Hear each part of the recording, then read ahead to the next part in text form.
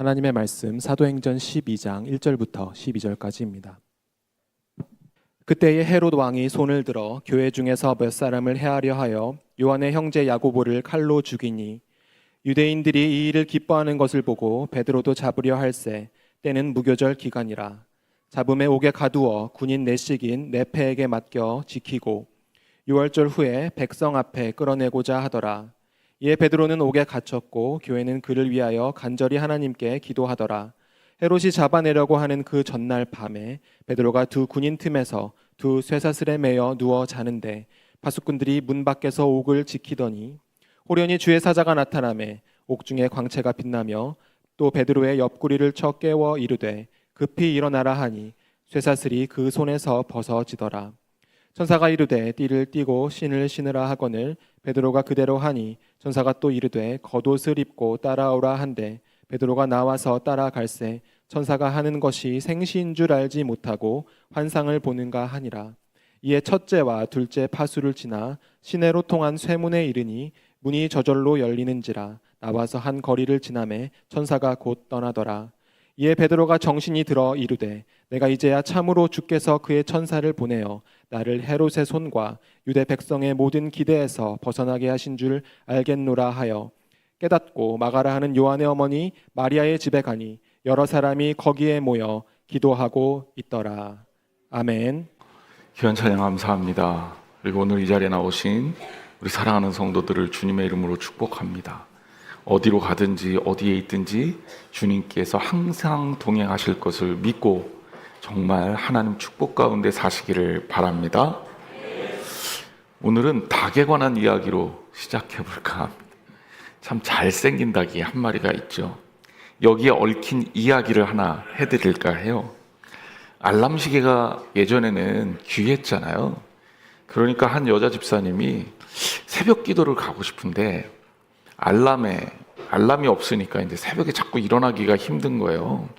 그래서 내가 이제 특단의 조치를 취해야 되겠다 생각을 해서 아침에 일어나기 위해서 시장에 가서 새벽마다 빠지지 않고 꼭 일정한 시간에 정확하게 운다는 저 잘생긴 닭을 사온 겁니다. 그리고 이제는 새벽 예배 갈 수 있겠지라는 생각을 가지고 저 닭을 잘 이렇게 모셔두었는데 웬일인지 새벽마다 잘 운다는 이놈의 닭이 안 우는 거예요. 그날 한 번 안 우는 것도 참을만 했는데 그 다음날도 안 우는 거예요. 계속 안 우는 거예요. 결국 며칠 동안 새벽 예배를 한 번도 참석을 못했습니다. 속상하기도 하고 화가 나기도 하고 그래서 참다 못해서 이 닭을 내가 다시 바꿔오든지 아니면 왜 이 닭이 안 오는지 이유를 밝히리라. 그래서 닭 장사를 찾아갔습니다. 그래서 닭 장사에게 이렇게 얘기한 거죠. 아니 새벽마다 잘 운다고 해서 이 닭을 샀는데 이 닭이 한 번도 울지를 않아요. 왜 그런 겁니까? 닭 장사가 대답하기를 그럴 리가 없는데. 그래서 묻습니다. 아니 닭장은 지어주셨어요? 네 했죠. 닭 먹이는 다 주셨어요? 먹이 계속 먹어도 부족함 없이 넣어줬습니다. 암탉도 좀 주셨나요? 여집사님이 대답하길 외롭지 않게 암탉도 넣어줬다고 대답합니다. 풍족하게 모든 것을 다 해줬어요. 이렇게 자신 있게 얘기하니 그제서야 닭 장사가 고개를 끄덕이며 납득한 얼굴로 이렇게 이야기합니다. 에이 아줌마, 집 있겠다, 마누라 있겠다, 먹을 거 풍족하겠다. 그러니 뭐가 아쉬워서 빽빽 운단 말이요. 이렇게 대답했다는 거죠. 이 이야기가 사실일 것 같지는 않아요. 저도 어떤 책에서 본 건데요. 닭이 새벽에 우는 이유는 두 가지 이유 때문이랍니다. 첫 번째는 자기 영역 표시래요. 내가 여기에 있다. 닭이 이제 사회적 동물이기 때문에 자기의 존재감을 드러내야 되는 거죠. 그것 때문에 운답니다. 그리고 구체적으로 이게 이제 가장 정확한 이유일 것 같은데 닭뿐만 아니라 대부분의 모든 조류가 아침에 운답니다. 그 이유가 뭐냐면 모든 조류의 뇌 속에는 송과체라는 그런 어떤 부분이 있대요. 그런데 이 송과체가 뭘 하느냐? 피부를 통해서 빛을 인식할 수 있게 하는 뇌의 영역이랍니다. 그래서 조류들이 빛에 민감하게 반응한 거죠. 닭도 역시 굉장히 민감하게 반응하는데 우리가 닭이 새벽에 운다고 느끼는 이유는 닭하고 우리하고 친하잖아요. 그죠? 그래서 닭이 운다라는 걸 자주 느끼고 이상하게 그놈의 목청은 굉장히 좋아서 새벽마다 닭이 동이 트면 울게 된다고 합니다. 목사님 진짜 맞아요? 맞대요. 그래서 닭을요, 요 얘기까지는 안 하려고 그러는데 한마디 더 하면 닭을 빛이 안 들어오는 데다가 넣어놓잖아요. 그러면 닭은 절대 안 운답니다. 그러니까 송과체 때문이 맞는 것 같아요. 제가 왜 이 귀한 실가 설교 시간에 이 썰렁한 유머로 시작을 했냐. 이 문제, 이 유머가 시사하고 있는 지점을 봐야 된다는 거죠. 이 유머는 닭이 새벽에 우느냐 안 우느냐의 문제를 우리한테 주려고 나온 유머가 아니라 우리가 왜 기도하지 않는지에 대한 비꼼이 들어있는 거예요. J.D. 그리어 목사님의 책 Just Ask라는 책이 있습니다. 우리나라 번역서적에 기도 먼저라는 이름으로 번역이 됐는데 이 책에 인용한 자료에 따르면 미국 크리스찬들의 하루 평균 기도 시간 얼마나 될 것 같습니까? 미국 크리스찬들 대상으로 당신은 하루에 얼만큼 기도합니까? 라고 했을 때 평균 기도 시간 여러분들은 어떻게 될까요? 놀랍게도 6분이랍니다. 6분. 아침, 점심, 저녁 식사 기도만 제대로 해도 충분히 달성할 수 있는 수치다. 제가 생각할 때는 대부분 기도를 안 하기 때문에 이 수치가 나온 거다. 참 이상하지만 기도 안 하는 크리스찬들인 거죠. 기독교라는 말 대신에 기도교를 써야 된다 이렇게 얘기가 있을 정도로 크리스찬이라면 기도해야 되는 게 당연한 일인데 예배 시간에 기도하는 모든 것을 포함해서 하루 평균 기도 시간이 6분이면 야 이거는 정말 말 다 한 겁니다. 그러면 왜 우리가 기도를 안 하느냐 이런 질문을 해봐야 되잖아요. 왜 기도를 안 합니까? 이 Just Ask라는 책에 이 그리어 목사님이 이런 표현을 써요. 기도를 안 하는 가장 중요한 이유는 사람들이 내 능력과 내 힘과 돈과 권력과 명예만 있으면 뭐든지 할 수 있다고 생각하기 때문이래요. 기도로 무엇인가를 할 수 있다고 생각하는 게 아니라 내가 가지고 있는 세상적 능력으로 무엇인가를 할 수 있다고 크리스찬들조차도 생각한다는 거죠. 그래서 기도하지 않는다는 거예요. 이 닭처럼 부족함이 없을 때는 그래서 기도하지 않는다는 거예요. 그러면 역으로 하나님이 왜 우리에게 어려움을 주실까? 하나님이 우리에게 왜 고난을 주실까?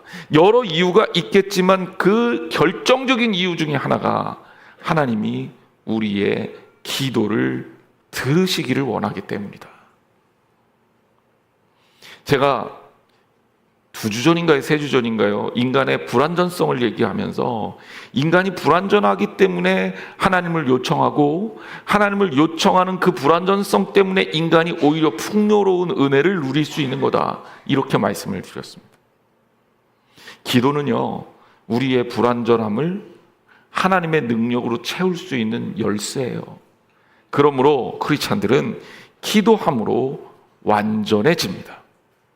오늘 본문 하나님의 말씀을 저희가 같이 읽었는데 이 본문을 통해서 저는 우리 성도들 마음에 기도해야 되겠다. 기도하려고 노력해야 되겠다. 결단해야 되겠다. 그리고 기도의 시간이 늘어나는 역사가 일어나기를 주님의 이름으로 축원합니다. 자, 오늘 본문의 이야기로 들어가도록 하죠. 1절 말씀에 보면 그때 헤롯 왕이 손을 들어 교회 중에서 몇 사람을 해하려 하여 이렇게 시작합니다. 자, 그런데 우리가 좀 짚고 넘어가야 될 게 있어요. 저 헤롯 왕이요.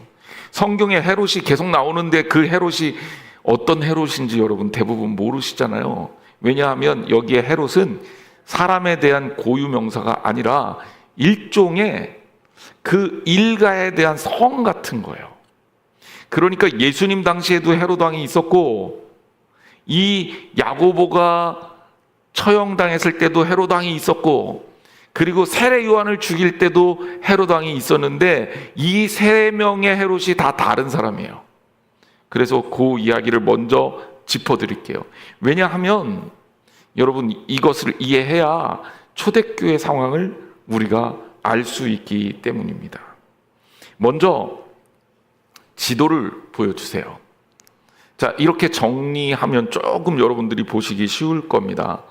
이 헤롯 가문은 헤롯 안티파터라는 사람으로부터 시작합니다. 여기 1세, 2세 이렇게 가는데 이 헤롯 안티파터 2세예요. 2세가 시저 있죠. 로마의 황제. 시저가 황제가 되는데 도움을 줬어요.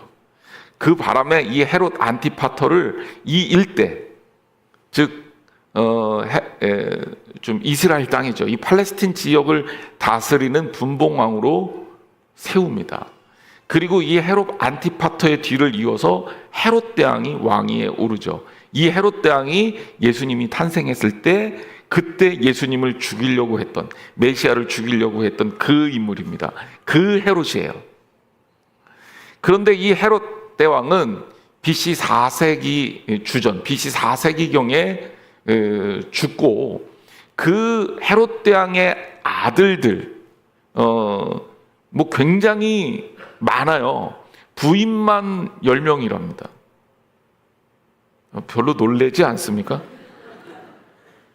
뭐 그 정도는 뭐 이렇게 생각이 되십니까? 부인이 10명이고요.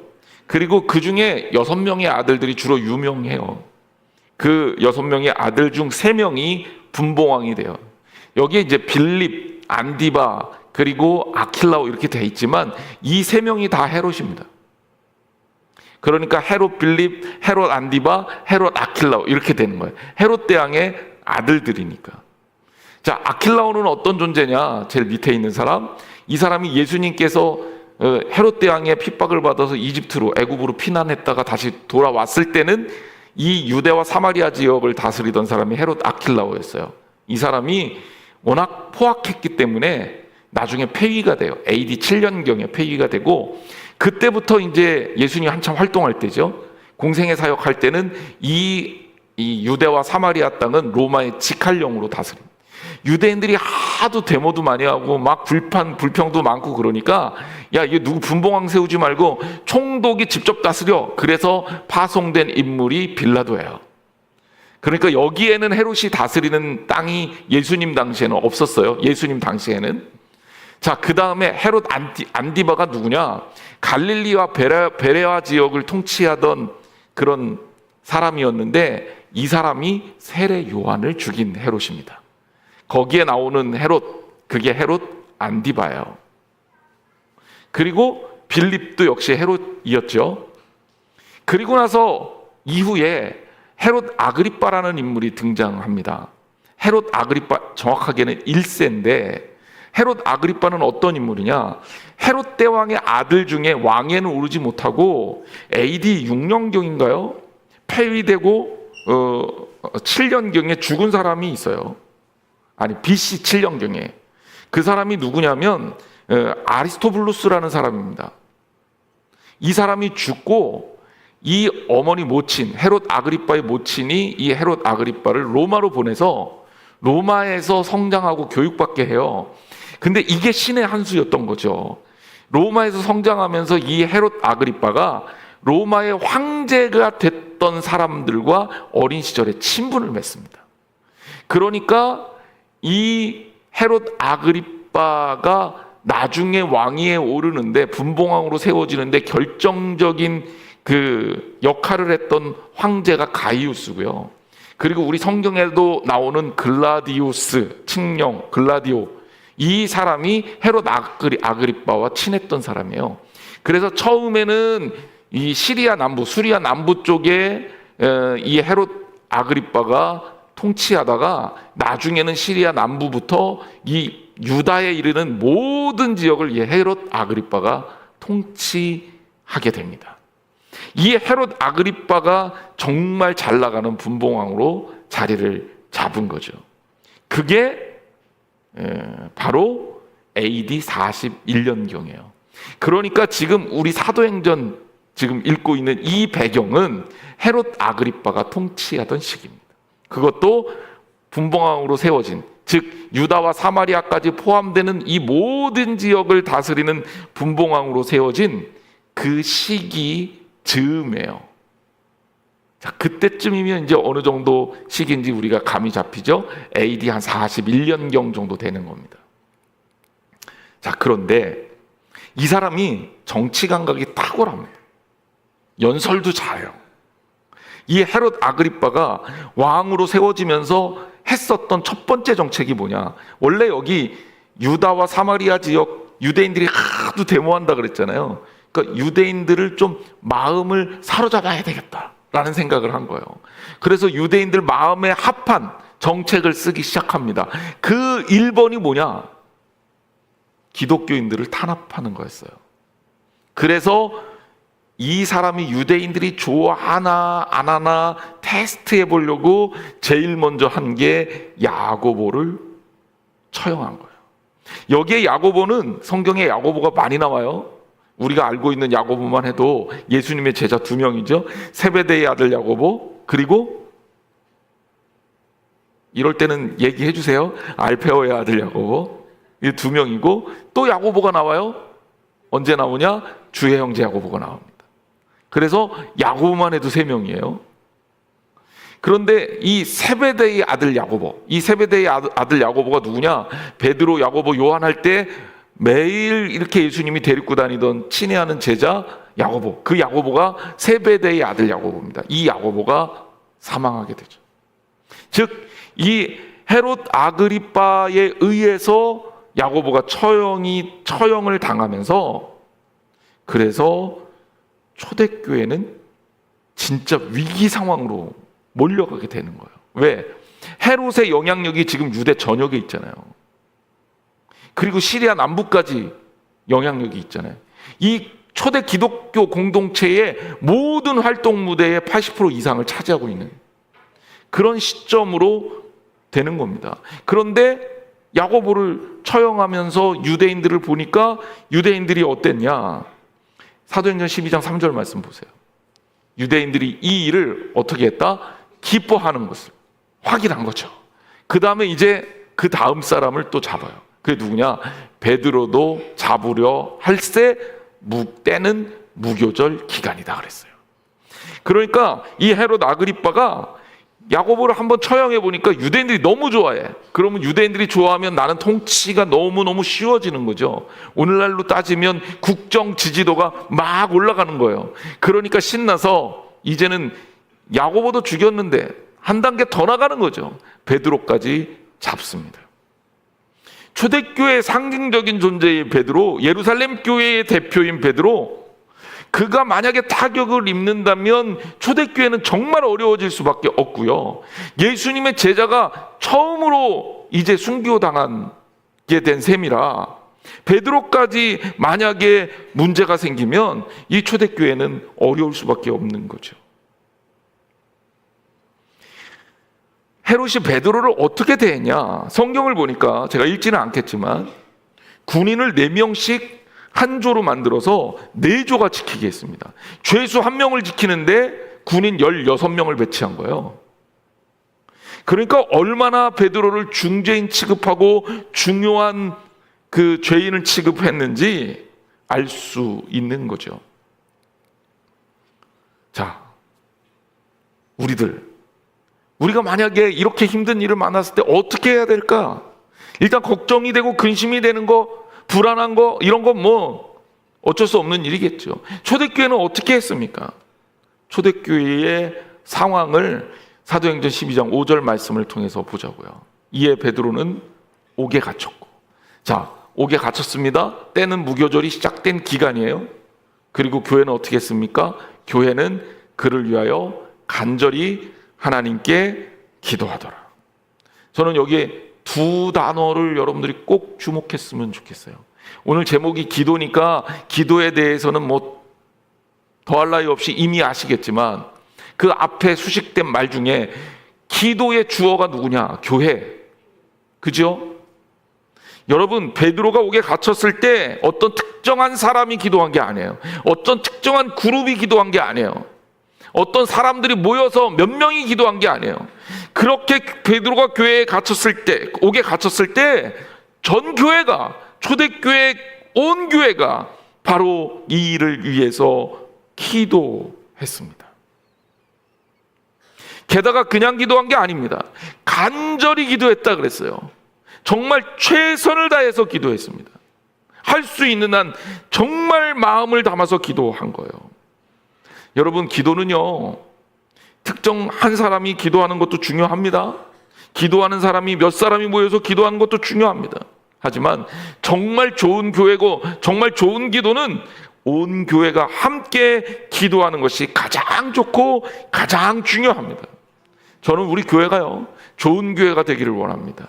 하나님이 기뻐하시는 교회가 되기를 원합니다. 교회다운 교회가 되기를 원합니다. 그러려면요, 우리 교회가 온 교인이 함께 기도해야 합니다. 그래서 기도하는 교회가 되어야 할 줄 믿습니다.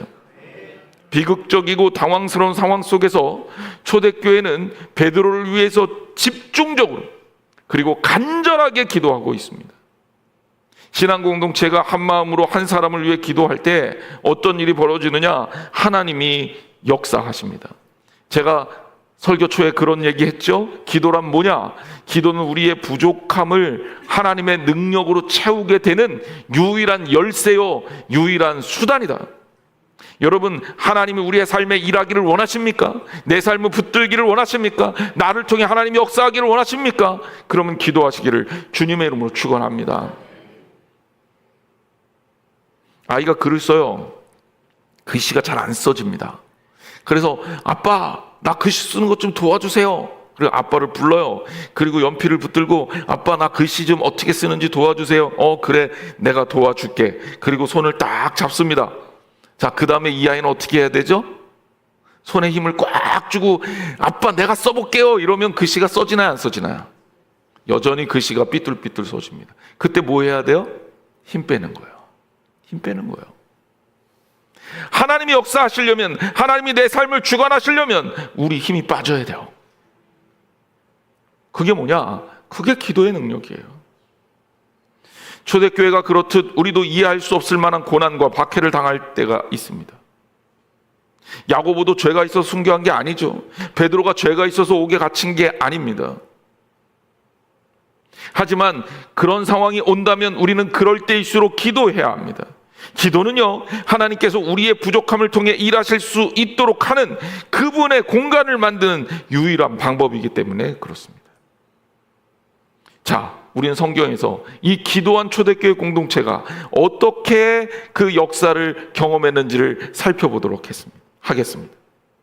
자, 시간이 지나고요, 드디어 베드로를 처형할 날이 다가왔습니다. 베드로를 재판장으로 끌어내려 하던 전날 밤, 시간으로 따지면 6월절이 지나면 베드로를 처형했다 그랬으니까 이제는 6월절이 끝났겠죠. 유대인의 절기에 의하면 6월절과 무교절은 붙어 있습니다. 6월절 절기가 시작이 되고, 그리고 무교절이라고 불리우는 것은 7일 동안 지키는 절기인데, 그 베드로가 무교절 절기 초반에 잡혀간 거예요. 그리고 나서 헤롯은 이 6월절 절기가 끝나면 베드로를 불러다가 처형하려고 했으니까 6월절 절기가 끝난 거죠. 그리고 처형의 시점이 다가왔습니다. 그 전날 밤이에요. 베드로가 재판장에 서면 아마 야고보처럼 순교당하겠죠. 그것도 온갖 모욕과 온갖 창피를 다 주겠죠. 그러면서 기독교인들이 느껴야 할 그 수치심과 고통은 이루 말할 수가 없었을 겁니다. 얼마나 불안했을까요? 여러분, 그 시간이 이렇게 갈 때마다 하루가 정말 너무너무 길었을 거예요. 이럴 때는 우리 이런 생각이 들죠. 하나님도 참 기도하면 즉각 응답해 주시면 얼마나 좋을까. 그거 좀 그렇게 기다리게 왜 하실까? 자, 그 질문에 대한 답은 조금 이따가 제가 다시 드리고, 그런 질문을 할 수가 있어요. 자, 상황이 어떻게 진행되는지 봅시다. 이제 다음 날이면 베드로는 재판장에 서서 처형을 당합니다. 근데 그날 밤이에요. 그 전날 밤이라고 표현할까요? 유대식으로 따지면 그날 밤이에요. 왜냐하면 유대는 해가 지면 이제 그 다음 날이 되는 거니까. 천사가 나타납니다. 천사가 나타나서 제일 먼저 한 게 베드로 옆구리를 쳐서 깨운 겁니다. 여기 베드로 옆구리를 쳤다라는 이 치다라는 단어가요, 되게 재밌는 게 살살 친 게 아니에요. 세게 쳤습니다. 세게 쳐서 깨운 거예요. 이건 두 가지 의미를 얘기해 줘요. 첫째는 베드로가 정말 잠을 푹 자고 있었다. 심지어 베드로가 어느 정도로 잠을 안 깼냐, 쳐서 일어나고도 이게 꿈인지 생신지 몰랐어요. 나중에 밖으로 나와서 자기가 알았어요. 아, 이게 생시였구나. 그러니까 얼마나 깊은 잠이 든 겁니까? 그러니까 천사가 옆구리를 세게 칠만 하죠. 그런 거 보면 다음날 처형될 베드로는 속도 편해요. 참 대단한 인물입니다. 사랑하는 자에게 주님께서 잠을 주시나니 라는 시편 9절이 괜히 있는 게 아니에요. 그렇다고 지금 자지 마시고요. 옆구리를 쳐서 깨운 후에 베드로의 손목 쇠사슬이 풀립니다. 그리고 천사를 따라 베드로가 나서는데 삼엄한 경비를 그냥 뚫고 감옥에서 나와요. 베드로는 이 상황을 잘 이해하지 못합니다. 그렇게 환상을 보는 것처럼 그렇게 체험을 한 거죠. 근데 정신이 들어보니까 감옥에서 탈출해 있는 상태가 된 겁니다. 사도행전 12장 11절 말씀에 그 상황을 소개해주고 있습니다. 이에 베드로가 정신이 들어 이르되 내가 이제야 참으로 주께서 그의 천사를 보내어 나를 헤롯의 손과 유대 백성의 모든 기대에서 벗어나게 하신 줄 알겠노라 하여 그랬습니다. 왕인 헤롯과 유대인들의 기대는 하나님을 대적하는 일이었는데 하나님께서는 이를 이기고 베드로를 구원해 주셨습니다. 자, 그리고 우리가 주목해야 될 내용이 12절에 이어집니다. 자, 사도행전 12장 12절 우리 같이 한번 읽어보겠습니다. 깨닫고 마가라 하는 요한의 어머니 마리아의 집에 가니 여러 사람이 거기에 모여 기도하고 있더라. 아멘. 자, 베드로가 자기가 밖으로 나온 걸 깨달아요. 이제 가야 될 거 아니에요. 어디에 가야 됩니까? 그래서 베드로의 머릿속에 장소가 떠오릅니다. 마가라 하는 요한의 어머니 마리아의 집에 간 거예요. 그러니까 마리아의 집에 간 건데 굳이 마가라 하는 요한의 어머니라는 표현을 하고 있어요. 그러면 마가라 하는 요한이라는 사람이 중요한 인물이구나라는 걸 알 수가 있는 거죠. 여기에 방점을 두고 있으니까 소개를 한다면 이 마가가 어떤 인물이냐? 마가복음의 저자예요. 이 마가가 어떤 인물이냐? 나중에 바울과 바나바의 1차 전도 여행을 따라갔던 그 마가예요. 근데 마가라 하는 요한은 무슨 말이냐? 마가는 헬라식 이름이고 요한은 히브리식 이름입니다. 그러니까 우리가 일반적으로 마가라고 부르는 거죠. 그래서 어쨌든 이 마가라 하는 요한이 어머니 마리아의 집에 베드로가 찾아가요. 그런데 그 집에서 사람들이 뭐하고 있었다? 기도하고 있었다. 여러분 생각해 보세요. 베드로 이 시간에 집에서 감옥에서 뭐 했었어요? 잤어요. 그러니까 밤중이고 그 밤중도 아주 깊은 밤입니다. 그런데 이 마리아의 집에서 모여서 성도들이 기도하고 있었다는 거예요. 그것도 여러 사람. 자, 제가 아까 그런 질문을 했어요. 왜 하나님은 기도하면 바로 응답하지 않고 기도하고 시간이 걸리고 결정적인 순간까지 그렇게 두실까? 왜 그럴까? 여러 이유가 있겠지만 하나님께서 원하시는 것은 기도가 쌓이기를 기다리시는 겁니다. 초대교회 교인들이 6월절 초기, 즉 무교절의 첫날부터 6월절이 끝난 이후까지 적어도 7일 이상 되는 기간 동안에 베드로가 감옥에 갇힌 그 순간부터 뜨겁게 모여서 기도하기 시작해서 계속 기도하고 있었다는 거예요. 심지어 밤과 낮을 가리지를 않고 말이에요. 얼마나 기도가 쌓였겠습니까? 얼마나 기도를 열심히 했겠습니까? 이들이 다른 어떤 것보다 기도함으로 그들 가운데는 하나님을 만나는 경험도 있었고 영적인 체험도 있었을 겁니다. 그들 가운데 기도를 통해 이미 하나님께서 주신 확신도 있었을 겁니다. 바로 이것 때문에 하나님이 기도의 시간을 주신 거죠. 놀랍게도 이 쌓여진 기도로 인해 초대교회는 기적을 경험하고 위기에서 승리하는 역사를 이루게 됩니다. 기도가 무엇일까?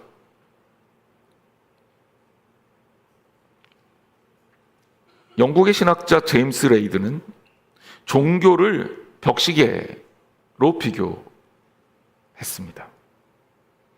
그냥 벽시계가 아니죠. 이런 시계를 괴종시계라고도 우리가 부릅니다. 저희 집에도 옛날에 있었던 것 같아요. 여러분들도 한두 개씩 자라면서 보셨겠죠. 근데 이 괴종시계는 어떤 시계입니까? 자, 저 괴종시계 이렇게 안에 보면 태엽을 감을 수 있는 게 있어요. 그 태엽만 감는다고 이 시계가 가지는 않습니다. 그 다음에 뭐 해줘야 돼요? 저 밑에 있는 추예요, 추. 추를 한번 움직여줘야 돼요. 그럼 추가 계속 움직이면서 태엽이 감기고 풀리고 감기고 풀리고 이러면서 이 시계가 살아갑니다. 그래서 꽤 오랜 시간 동안 갑니다. 영국의 신학자 제임스 레이드는 뭐라고 얘기를 했냐? 종교가 없는 자는 추가 없는 시계 같다. 추가 없는 시계에 태엽을 감아 놓으면 그 시계는 풀려나가다가 멈추고 만다. 그러나 이 시계에 추를 달아 놓으면 평화롭고 안정되며 조용하고 목적 있는 운동을 시작하게 된다. 저는 그의 이야기를 들으면서 이 생각이 들었어요. 아, 종교란 뭘까? 기도란 뭘까? 바로 이 추가 움직이는 그 운동과도 같은 거다. 기도는 운동이다. 그러니 그 운동을 통해서, 그 진자 운동을 통해서, 주의 그 운동을 통해서 이 시계가 살아가듯 기도하는 성도는 사는 거다. 우리가 하나님께 기도한다는 것은 바로 이 주가 움직이듯 매일매일 되어져야 되는 것이고 계속 되어져야 하는 것입니다. 그럴 때 우리는 이 땅을 하나님의 자녀로, 하나님의 사람으로 살 수 있게 되는 것입니다. 존 웨슬리 목사님은 이렇게 말합니다. 그대가 좋아하든지 좋아하지 않든지 간에 항상 성경을 읽고 기도하라. 어떤 사람은 성경 읽는 걸 좋아할 수도 있고 좋아하지 않을 수도 있어요. 어떤 사람은 기도하는 게 힘들 수도 있고 또 어떤 사람은 쉬울 수도 있어요. 하지만 좋아하지 않더라도 또 좋아하더라도 그 일은 항상 계속 되어야 한다는 얘기입니다. 왜? 그것은 그대의 생명을 위해서이다. 다른 길이 없다. 다른 길이 있다면 좋겠는데 다른 길이 없다. 그렇지 않다면 그대의 모든 날에서 그대는 큰 낭비자가 될 것이다. 그대의 영혼을 잘 보호하라. 그대의 영혼이 자라나도록 시간과 방법을 주라. 그대 자신을 더 이상 배고프게 하지 말라. 웨슬리 목사님이 이 강력한 권면은 우리로 하여금 여러 가지 것들을 생각해 합니다. 여러분, 기도해야 합니다. 기도해야 삽니다. 기도가 우리를 살게 하는 원동력이고 에너지입니다. 초대교회 상황을 다시 한번 정리합니다. 초대교회 위기가 닥쳤고 그 위기는 야고보의 죽음과 베드로의 옥에 갇힘으로 극한에 다다릅니다. 그러나 초대교회 교인들에게 가장 강력한 해결책이 있었습니다. 다른 어떤 것이 아니라 바로 기도였습니다. 그리고 그 기도가 그들을 승리하게 했습니다. 기도가 이깁니다.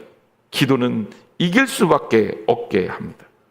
어떤 상황에서도 의심하지 않고 기도하는 초대교회 교인들, 문제가 해결될 때까지 끝까지 주님께 기도하는 성도들, 그리고 그들이 기도하면서 가졌던 진실함과 간절함, 낮에도 밤에도 끊임없이 기도했던 그들의 모습, 그것이 초대교회가 왜 부흥했는지, 어떻게 위기를 극복했는지, 강력한 독재자가 그들을 핍박해도 그들이 결코 주저하지 않고 좌절하지 않았는지 그 이유를 우리에게 설명해 줍니다. 맛있는 음식을 해놓고 사람들이 그 음식을 맛없을 것 같아, 저 어떻게 먹지? 그럴 때 우리 뭐라 그럽니까? 한 번만, 한 입만 드셔보세요. 그죠? 그래서 우리는 시식을 하게 합니다. 성도님들 가운데 기도가 익숙하지 않은 분들이 있을 겁니다. 기도하는 것에 대해서 믿음이 없는 분들도 있을 것 같습니다. 그러나 여러분, 기도해 보세요. 기도를 통해서 하나님의 역사를 경험해 보시기 바랍니다. 기도는 능력이 있는 크리스찬의 가장 강력한 무기입니다. 그리고 함께 주님께 나아갑시다. 그래서 하나님이 기뻐하시는 아름다운 공동체로 우리 교회를 세워나가고, 여러분의 가정을 세워나가고, 여러분의 삶을 주님께 세워나가는 저희들이 되기를 주님의 이름으로 간절히 축복합니다. 기도하겠습니다.